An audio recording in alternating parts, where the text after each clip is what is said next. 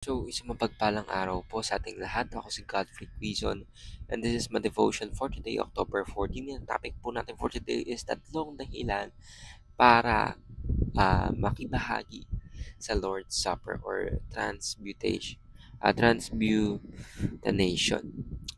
So, ano po ba ibig sabihin ito? Nabubulol po ako. So, some denomination teach that in the Lord's Supper, the Eucharist, the bread and wine become Christ's body and blood, though they still look like bread and wine. This view, called transubstantiation, claims that claims the elements change in the substance by God's power. A more biblical view is that Christ is truly present, not physically in the elements, but spiritually by the Spirit, and through faith, the bread and wine remain bread and wine, serving as signs and seals as of God's covenant and promises. So ito po yung suggested flow natin. Prepare the bread and wine, personal prayer, confession of sins, and remembering the cross of Christ. Yung bread po, symbolize po niya yung body of Christ.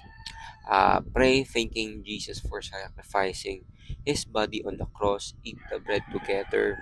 Wine symbolizing the blood of Christ. Pray,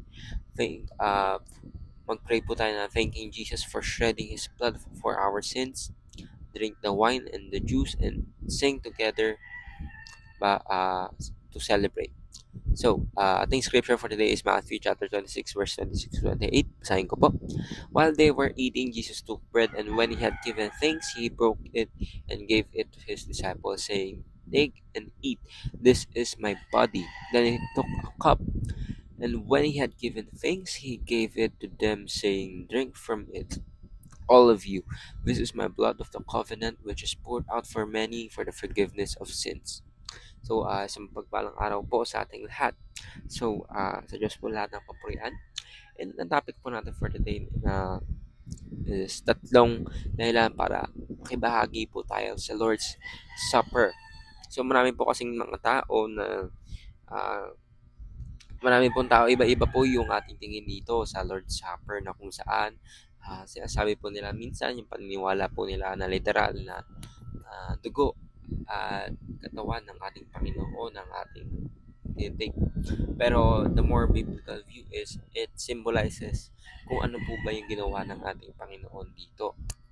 So, teachings for today naman po is past, revisiting the cross of Christ, present, communion with Christ, and future, proclaiming the return of Christ.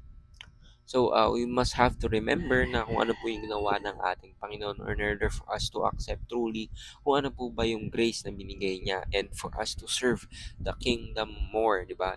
Hindi man po natin kayang mag-serve kay God kung di po natin nalalaman kung ano po ba yung past or kung ano po ba yung pinaghirapan ng ating Panginoong Jesucristo para lang maligtas po tayo sa krus ng Kalbaryo. So, first, we must have to accept na our Lord and Savior Jesus Christ died for us para ma-atone po yung ating mga kasalanan and in order for us to be saved and to serve the kingdom of our Lord. So, ayun lang po, si Godfrey Quizon and this is my devotion for today, October 14. Sana po ay marami kang natutunan. Ayun lang po and God bless.